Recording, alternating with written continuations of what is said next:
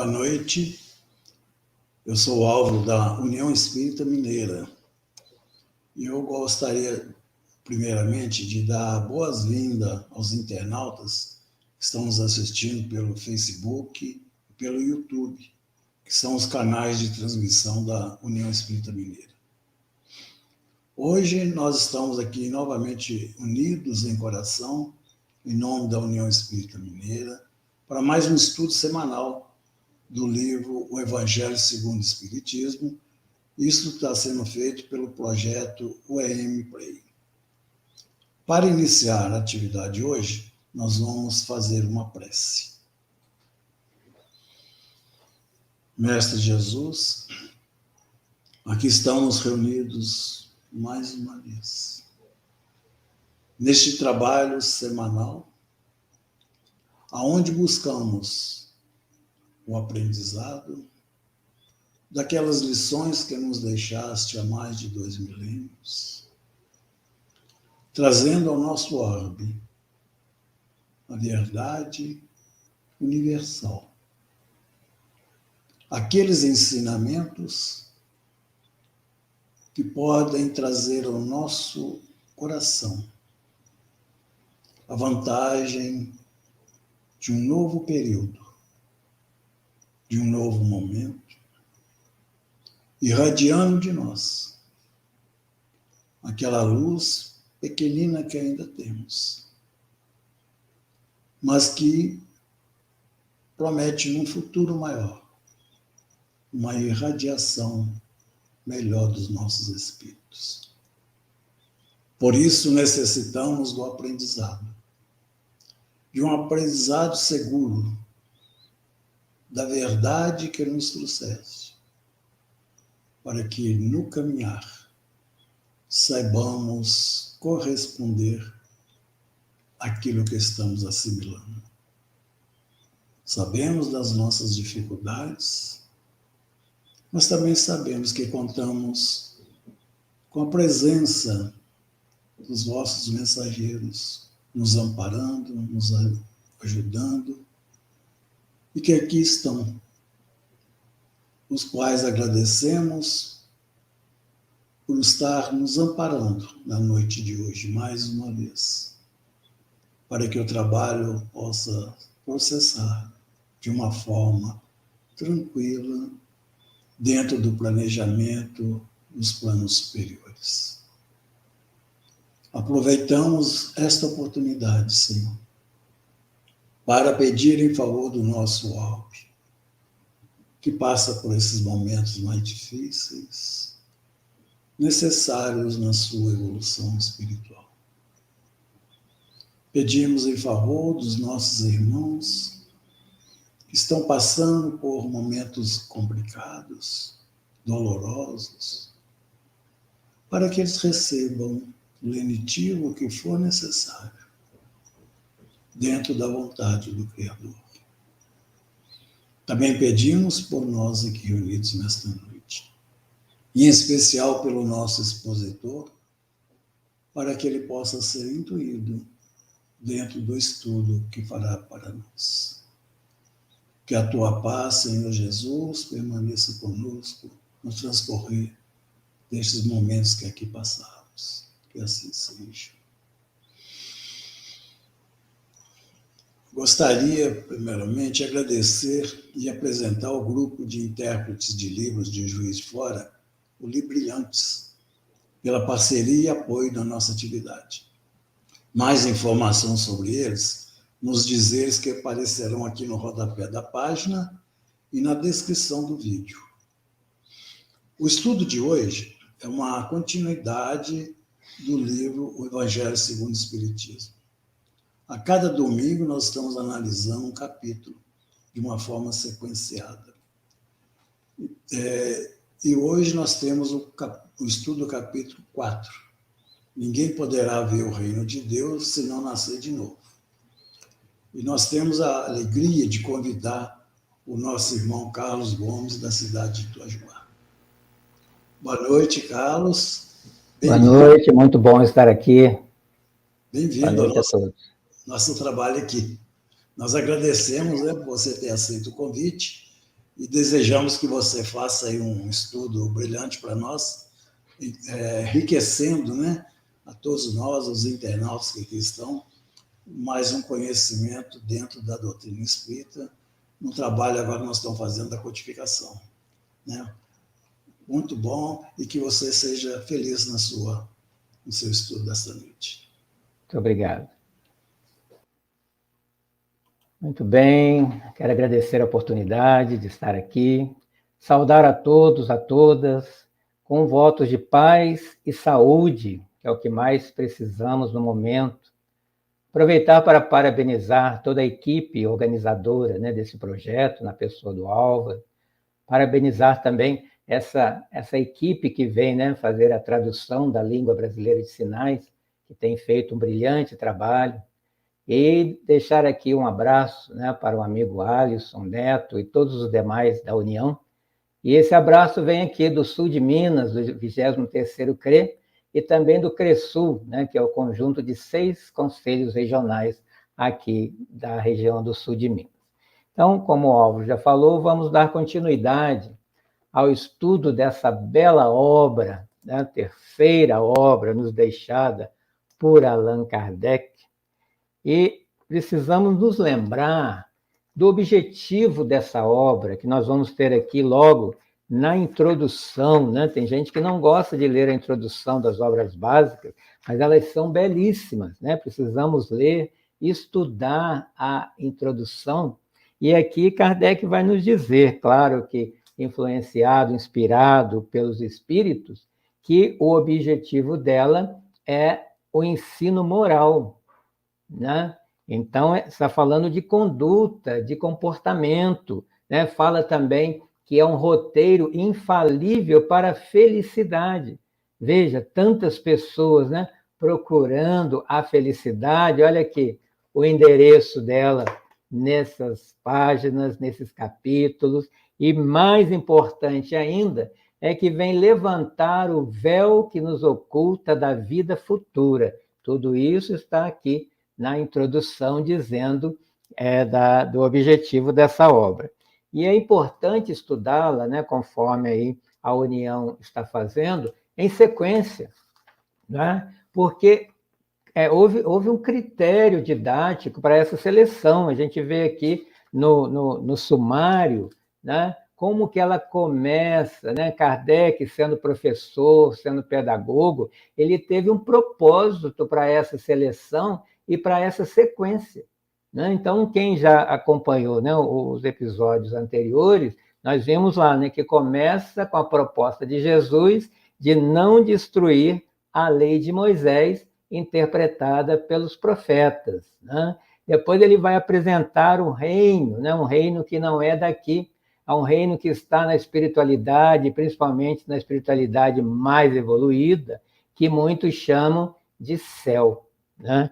Semana passada foi falado aqui, no capítulo 3, há muitas moradas, né, na casa de meu pai, e nós podemos permanecer nessas moradas, né, até chegar no reino superior. E como que se faz isso? Qual é o caminho? Aí é o nosso estudo de hoje. O caminho é nascer de novo. Então, estamos falando do capítulo 4, ninguém poderá ver o reino de Deus se não nascer de novo. Então, é uma frase bastante conhecida, ela está em João, capítulo 3, versículo 2, né, onde Jesus diz, na verdade, te digo que aquele que não nascer de novo não pode ver o reino de Deus, né? E essa frase, né, ela foi dita por Jesus ao fariseu Nicodemos, quando ele o foi procurar, né, lá na calada da noite, sem ninguém ver, para tentar entender a proposta de Jesus, né? E Nicodemos era o príncipe dos judeus, era o mestre de todos eles, né? Como é que ele não entendeu? Então Jesus, né, como também didático que era, ele usou mais uma vez uma metáfora. Então ele começou a dizer: o vento assopra onde quer, ouves a sua voz, mas não sabes de onde ele vem nem para onde ele vai. assim é todo aquele nascido do Espírito. E parece que Nicodemos ficou mais confuso ainda e perguntou, mas como pode ser isso? Continuou sem entender. E Jesus, pacientemente, vai dizer a ele, se vos falei das coisas terrestres e não creste, como crereis se vos falar das celestiais? O que Jesus está dizendo com ele aqui? Ó? Não dá para ir além disso. É só isso que eu posso falar, porque é muito conhecimento para esse momento. Né? Até hoje mesmo, quando estudamos, né, o Espiritismo, tem muita coisa que ainda não entendemos, porque é demais para o nosso conhecimento, ainda dentro da nossa limitação. Então, essa passagem de Nicodemo, de nascer de novo para ver o reino de Deus, os nossos irmãos evangélicos e também de outras denominações religiosas, eles interpretam essa passagem como o batismo, né? Já que fala de água, então eles interpretam que ao passar pelo batismo e pela água, sai dali o novo homem convertido, né, para o cristianismo, então esse seria o nascer de novo na interpretação deles. Né? Mas aí nós fazemos a segunda questionamento. Tem um livro o Novo Testamento, traduzido, né, pelo Haroldo Dutra, em que, nessa passagem, ele não coloca aqui nascer de novo, ele fala gerado. Né? Então, ele coloca que foi gerado, aquele que vai precisar ser gerado de novo. Mas qual é a diferença? E aí ele vai colocar no rodapé, né, porque a característica desse Novo Testamento é a quantidade de rodapé que o Haroldo coloca para a gente poder conhecer um pouco do hebraico, do grego. Então, ali no rodapé está escrito assim, gerar é ser ou tornar-se pai de alguém, dar à luz, causar, produzir. O que nos diz isso? Que Jesus estava realmente falando de nascimento, né? E não dessa renovação espiritual que os nossos irmãos interpretam. Tanto assim que o Nicodemos, ele vai dizer o quê? Como pode, né, um homem sendo velho ser gerado de novo pela segunda vez, né? Entrar no ventre de sua mãe e ser gerado? Aí eu fiz a seguinte reflexão. Os judeus acreditam até hoje em reencarnação. Né? Então, por que o mestre dos judeus, né, que acreditava em reencarnação, não estava entendendo a resposta de Jesus? Né? Então, acredito que, fazendo ilações, né, a gente nunca sabe realmente a história verdadeira. Mas, como é o nosso estudo, vamos realizar algumas reflexões. Provavelmente ele estivesse, por essas perguntas dele, interpretando as respostas de Jesus, as palavras de Jesus, com os olhos da terra, aqui na imanência, não estava transcendendo para o espiritual, né? Que aí amplia a visão. Então, falando de nascimento, pensando em mãe, pensando em criança, realmente essas perguntas de Nicodemos têm a ver. Né? Agora, veja a didática de Kardec, né? Ele, antes de falar desse capítulo que precisa nascer de novo, ele apresenta no capítulo anterior as várias moradas. E no antes, né, o segundo, ele vai falar do meu reino não é deste mundo. O que Kardec está fazendo aqui nesta obra? Educando o nosso pensamento. Então, gradualmente, nós também vamos nos preparando para o próximo capítulo. Né? E não é assim que a espiritualidade faz conosco? Vai nos preparando a cada encarnação, né? A gente lá no judaísmo, preparando para receber o cristianismo, e no cristianismo, preparando para receber o espiritismo. Então, tem o tempo, né? É o tempo das estações, né? Como tem as estações na natureza, a nossa estação de entendimento. Né? Como a criança. Criança, para se tornar um profissional, né? Um advogado, um médico, um professor, começa nos primeiras séries, né? Nos primeiros anos, na pré-escola, e vai educando o pensamento até se tornar um doutor, um profissional, o que seja.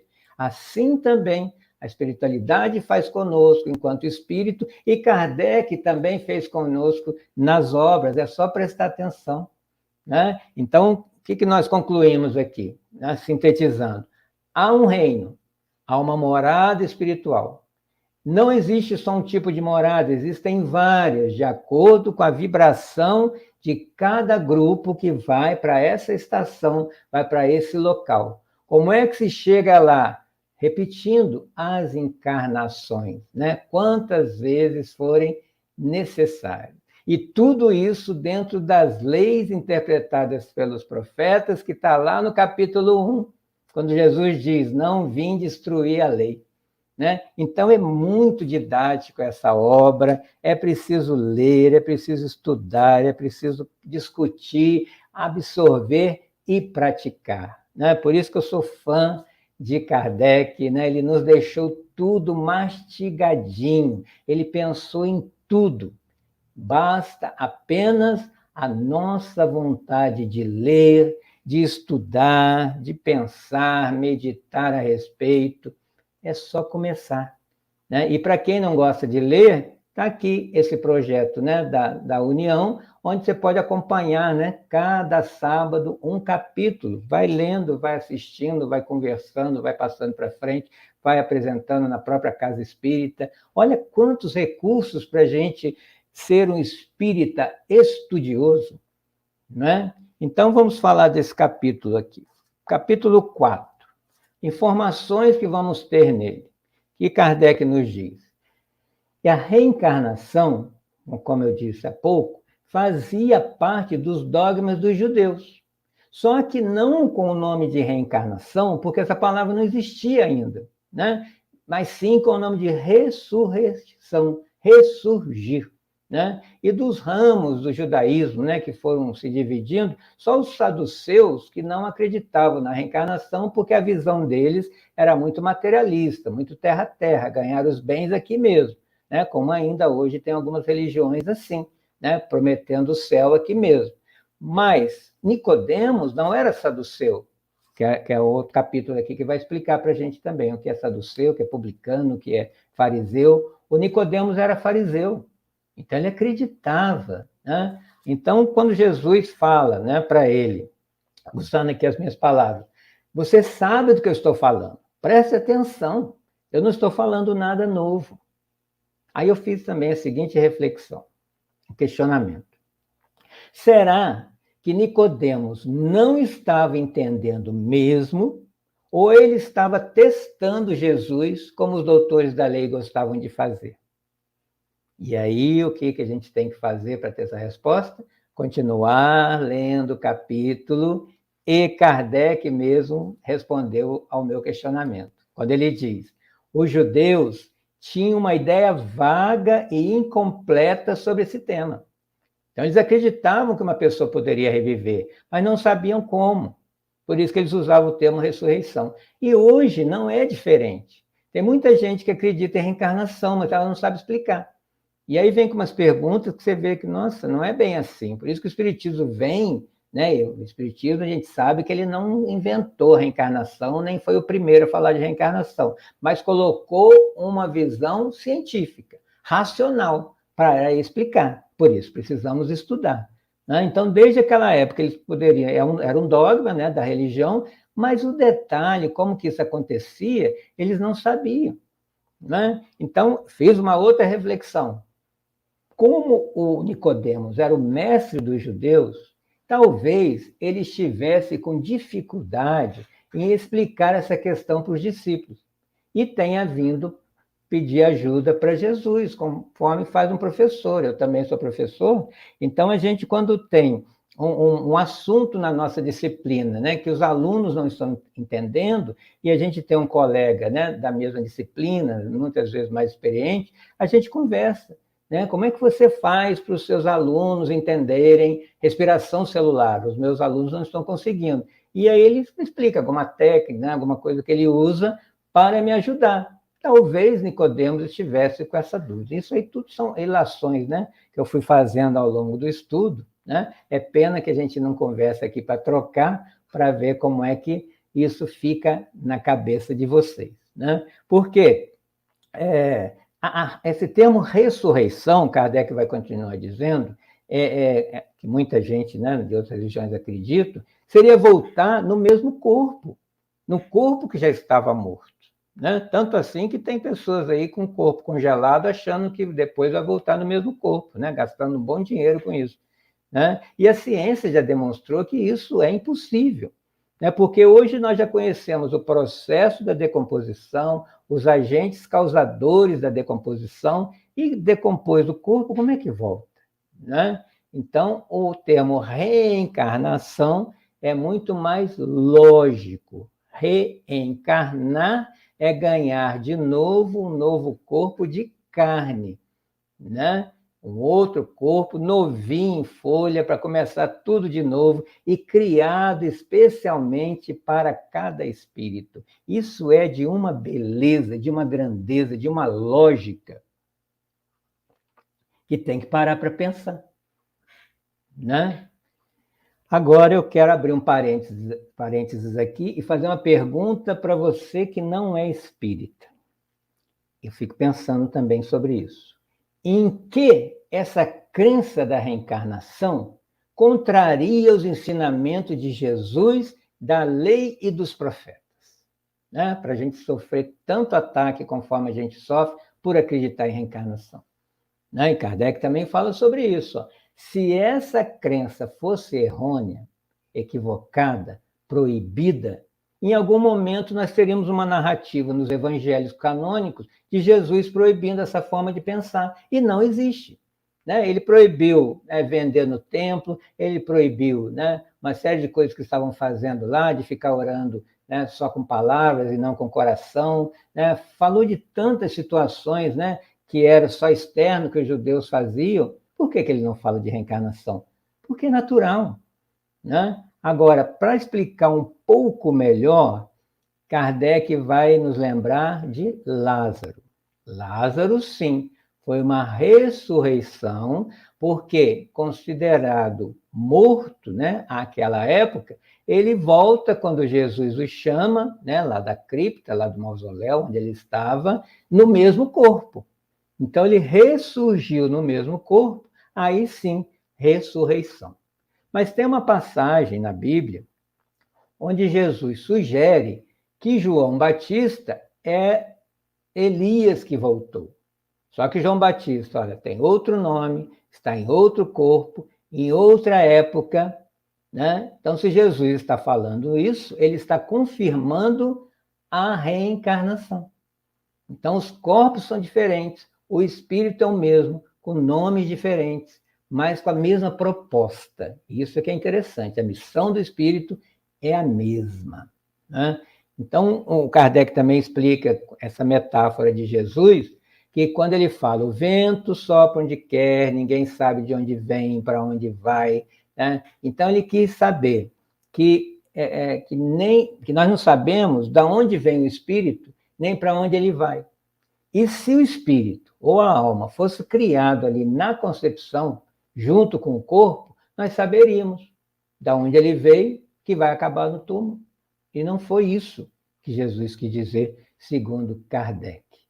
Né? Então, seria mais fácil saber se houvesse apenas uma existência. E ele ainda complementa, né? O que foi gerado da carne é carne. O que foi gerado do espírito é espírito. Para mim, isso é muito lógico. Né? Basta ter ouvidos de ouvir, prestar atenção, e independente de religião, vamos usar a lógica, né? Porque às vezes a pessoa até aceita, mas tem medo de aceitar por causa de ser de outra religião. Kardec, como pesquisador, que sempre foi, ele vai lá no Antigo Testamento, pega o livro de Isaías, que é um dos grandes profetas do Antigo Testamento, e vai lá no capítulo 26, no versículo 19, e traz para a gente assim, o que está escrito lá, aqueles do vosso povo, a quem a morte foi dada, viverão de novo. Aqueles que estavam mortos em meio a mim, ressuscitarão. Essa parte está lá em Isaías. Aí Kardec vai chamar a atenção para o verbo viverão de novo, quer dizer, vai voltar num futuro, né? Porque aí outros irmãos podem pensar assim, está falando da eternidade, da imortalidade. Não, Kardec ainda fala, se fosse isso, Isaías ia dizer o quê? Continuarão a viver, permanecerão vivos. Não, ele falou viverão de novo, né? Então, é uma volta. É questão de querer interpretar, né? E aí eu fui ver também nas Bíblias que eu tenho, tem uma que eu gosto muito de ler, que é a Bíblia de Jerusalém, e lá em Isaías, no capítulo anterior, no 28, no 26, 18, está escrito assim: concebemos e tivemos as dores de parto, mas quando demos à luz, eis que era vento. Vento, né, ruá, em hebraico, quer dizer espírito também.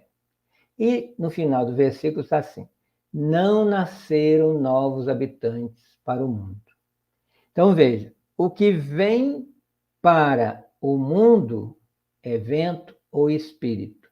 E aqui, não nasceram novos habitantes para o mundo, né? Ou seja, se não vieram novos, os que estavam aqui estão voltando como espíritos.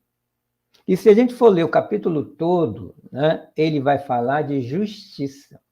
E o final desse capítulo, ele ainda vai dizer: a terra não continuará a esconder os seus cadáveres. Olha isso. A terra não continuará a esconder seus cadáveres. Ou seja, eles vão aparecer como as vozes que apareceram há 165 anos, falando no mundo inteiro no advento do Espiritismo. Não está claro isso, né? E Kardec continua sua pesquisa, vai lá ainda no Antigo Testamento, no livro de Jó, onde tem 3 traduções diferentes, né? Ele vai cotejar as 3, mas eu peguei das 3 somente aquela que mais se aproxima do que acreditamos, que está em Jó 14, versículos de 10 a 14. Está escrito que quando o homem está morto, vive sempre. Acabando os dias da minha existência terrestre, esperarei, porquanto a ela voltarei de novo. Veja, então o que ele está dizendo aqui? Que o homem não morre, né?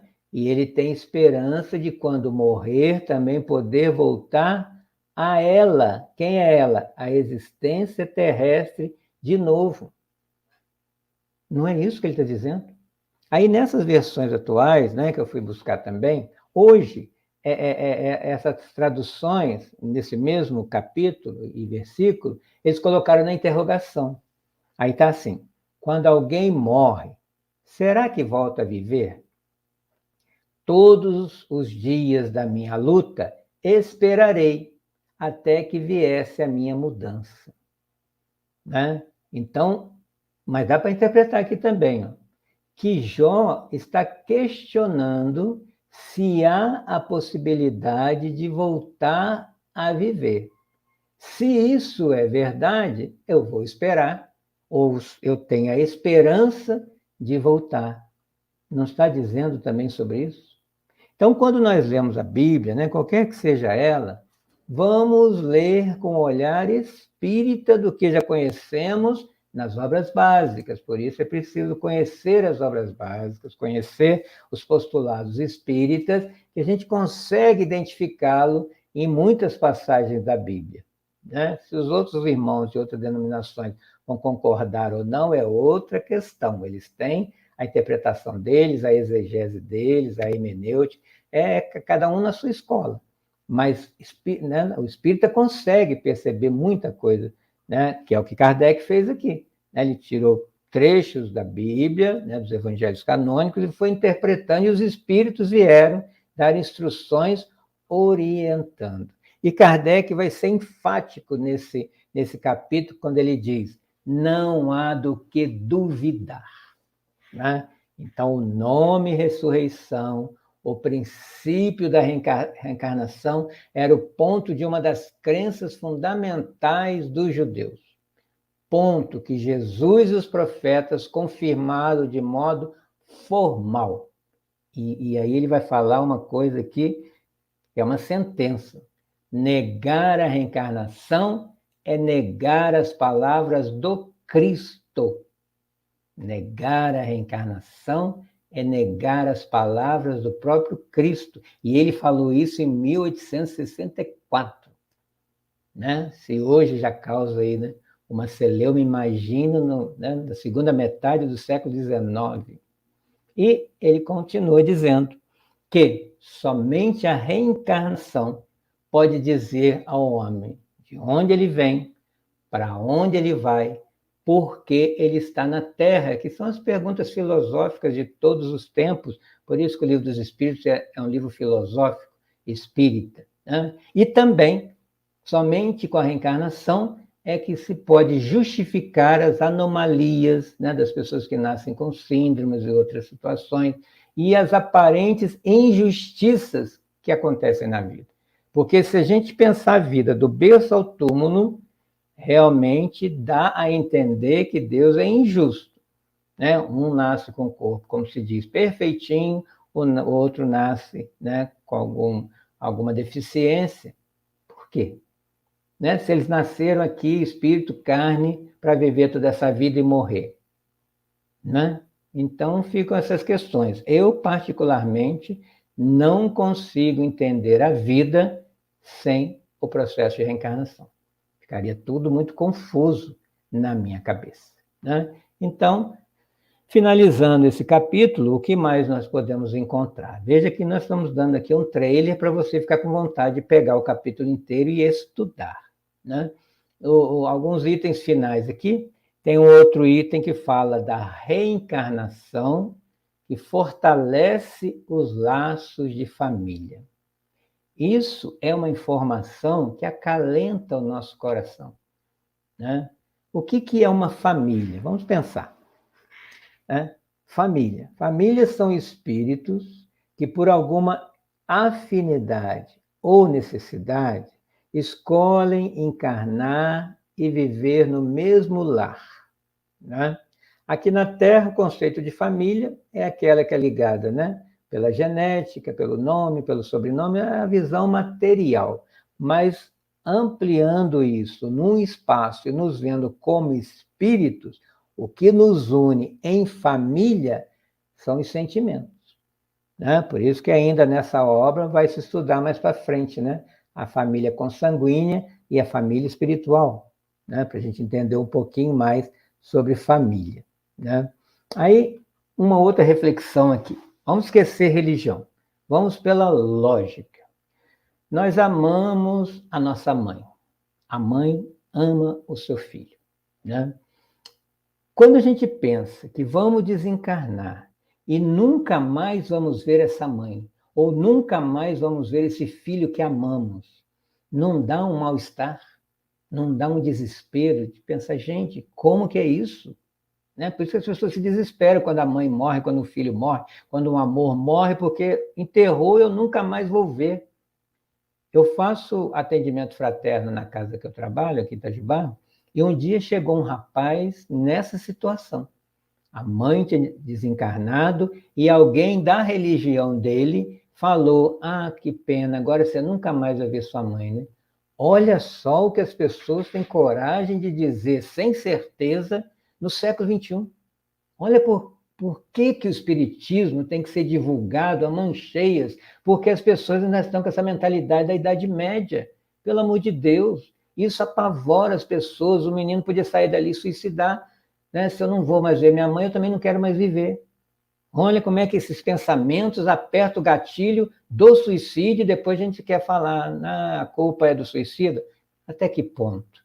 Né? As ideias que colocamos na cabeça das pessoas também não apertam o gatilho, não empurra ele da ponte, porque nós não demos esperança para ele viver mais um dia. Ao contrário, fechamos a porta. Aqui não cabe mais você, aqui você é discriminado, né? Aqui você é ninguém. Quem é ninguém? Quem se sente inútil, quem se sente invisível, quer se matar. Né? Então, vamos estudar Kardec, não precisa virar espírita, tem gente que tem esse medo. Né? Estude para você mudar o olhar até em relação à sua religião. Né? Vai ampliar a sua forma de ver a vida, principalmente a morte ou a desencarnação. E Kardec vai continuar dizendo que no espaço os grupos, né, os espíritos vão formando grupos ou famílias e vão se entrelaçando pela afeição, pela simpatia, né? Simpatia, os sentimentos juntos, né? Pela semelhança de inclinações. E eles começam a se buscar e vão formando grupos, né? Se buscam e ficam felizes quando se encontram. E aqui na Terra não é diferente. Como é que nós formamos nossos grupos de amigos? Não é por uma afinidade? Como é que nós formamos esse grupo aqui de espíritas? Somos irmãos de ideal, né? Acreditamos nas mesmas coisas, lutamos e defendemos e divulgamos a doutrina espírita, e isso nos une. E o nosso encontro e reencontro faz com que a gente se sinta feliz, né? Ficamos felizes ao rever amigos. E como é que se faz uma amizade, né? Você tem uma pessoa que você conversa uma primeira vez, depois você conversa uma segunda, e a partir daí aquilo vai criando laço e se torna o seu melhor amigo. Ou numa escola, ou num trabalho, ou numa religião, ou um vizinho, né? Há uma vinculação magnética, a gente se atrai como um imã pelas afinidades, né? Pela simpatia de pensamentos e sentimentos. Tanto é que ao longo da vida a gente também vai mudando os grupos à medida que vai mudando a forma de pensar, de agir, né? E outra boa notícia aqui, ó, que Kardec nos traz, né? Através dos espíritos. Podemos retornar na mesma família, né? Tem filho que fala para a mãe, não, mãe, eu te amo tanto que eu quero ser seu filho de novo. É possível, né? E continua esse sentimento, que é o objetivo da vida, né? Por que as pessoas vêm numa mesma família? Existem dois tipos de pessoas na família. Aquele que eu amo, porque já aprendi a amar em outra vida, eu só vou continuar. Isso é muito bom. E aquele que eu preciso amar. Porque o objetivo da vida é amar. Então, olha o que Deus faz. Olha o planejamento da espiritualidade. Coloca numa mesma casa para que eles convivam, se vejam mais vezes, se sintam mais próximos, para conquistar esse sentimento, né? Porque ele é construído. E construído começa num grupo familiar. Por isso que eu falei, começa com a mãe, né? Naquela amamentação, a primeira pessoa que você olha nos olhos e recebe o prazer daquele leite te alimentando é a mãe, que te alimenta ali com o pão material, que é o leite, e o pão espiritual, que é todo aquele envolvimento de amor que todos nós fomos recebidos. E ali começa esse sentimento que precisamos conquistar, construir, para isso que reencarnamos, né? Então, Kardec explica que com a reencarnação há uma perpétua solidariedade entre os encarnados e desencarnados, estreitando-se os laços de afeição. E pode acontecer também eu reencarnar e minha mãe, que eu amo, não reencarnar. E aí? Esse laço de amor, uma vez criado, nada, ninguém, em tempo algum, consegue romper. Então, de onde ela estiver, ela vai pedir por mim, se tiver autorização, vem me ver, vem me auxiliar, torna-se um espírito amigo, né? Me acompanhando, principalmente nos momentos mais difíceis, desde a concepção até me receber na desencarnação. E isso é muito bonito da gente aceitar que é assim, né? Fica mais leve a vida, né? Então, seres invisíveis que foram nossos pais e mães de outra encarnação estão ao nosso lado, querendo que a gente cresça, evolua, melhore, né? Então, por isso que a doutrina espírita é esclarecedora, é consoladora e acolhedora, né? E, para finalizar, duas perguntas, né, que Kardec põe ali também como instruções dos espíritos. Qual o limite da reencarnação? Qual a sua necessidade? Né? Por quê? Muita gente, até mesmo espíritas, já vi perguntar assim, nossa, mas eu vou ficar reencarnando até quando? A pessoa já está cansada de encarnar, né? E para que eu tenho que reencarnar? Se a gente evolui no lado espiritual, por que eu tenho que voltar nesse corpo de carne pesado, viver toda essa situação aqui dessa vida que eu não gosto? Por que isso? E todas as respostas nós vamos ter nas obras básicas, né? Quem vai responder a primeira pergunta é São Luís, o protetor de Allan Kardec. E ele diz que vai depender de cada um de nós. Nós é que paramos de reencarnar quando nos libertamos da Terra. Deixamos de gostar das coisas da Terra e nos agarrarmos a ela, nos depurando, né? Então, na nossa evolução, a gente vai se afastando desse planeta Terra que nos agarra, né, no nosso materialismo. Então, a gente evolui no conhecimento e moralidade, né? Então, o que estamos fazendo aqui? Estudando, melhorando o conhecimento, ampliando o nosso campo de ação, de visão, né? E moralidade na convivência com outros espíritos, né, diversos, mas que nos auxiliem a ajudar o outro, né? Isso é a evolução moral. E aí o corpo do espírito, chamado perispírito, em volta do espírito, ele vai se tornando menos denso, não vai ficar mais compatível com a Terra, a gente vai para uma outra morada, não precisa voltar para cá. Então, o objetivo das encarnações é a depuração completa para se chegar ao grau de espírito puro, né, de grande adiantamento. Aí nós vamos nos lembrar do capítulo 5 de Mateus, do Sermão das Bem-aventuranças, né, no versículo 8, quando ele diz: bem-aventurados os puros de coração, porque verão a Deus, né? E até lá é necessário passar pela vida corporal, passar pela vida material, cumprir os nossos deveres e obrigações com as leis divinas, com as obrigações da Terra no dia a dia, sim, né? Porque isso é o aprendizado de quem aqui, né, habita, e vamos desenvolvendo na inteligência e moralidade no sentimento e na convivência com o outro, adquirindo senso moral, sentimentos mais evoluídos, né? E também Kardec fala na última pergunta ali, não pode o espírito encarnar uma vez na Terra e a outra no outro planeta, e a outra no outro planeta, quer dizer, cada planeta uma encarnação só? E São Luís vai responder: semelhante modo de ver só seria admissível se na Terra todos estivessem no mesmo nível de intelectualidade e moralidade. Então, nós poderíamos evoluir juntos, passar para outro, para outro, para outro. Enquanto isso, vamos aprendendo uns com os outros.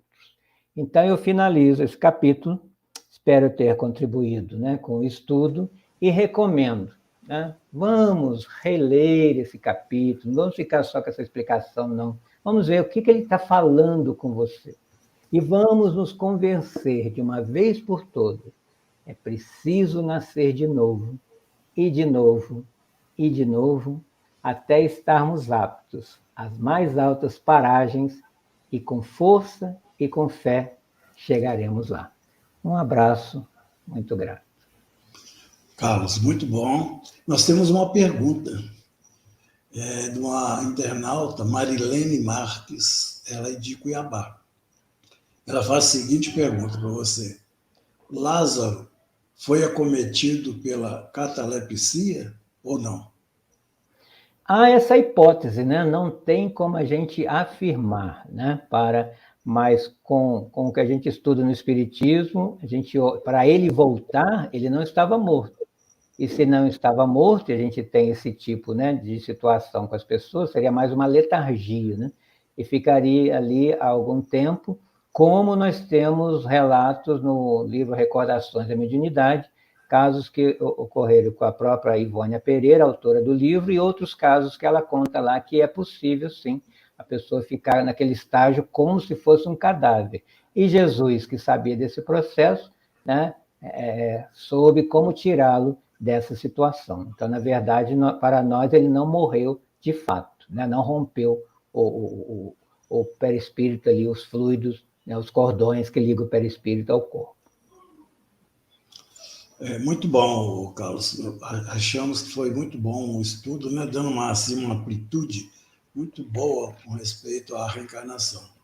É realmente aquilo que você falou. Agora a gente aumentar o estudo, né? Procurar dentro da obra Evangelho segundo o Espiritismo e de outras obras, para a gente aumentar o conhecimento.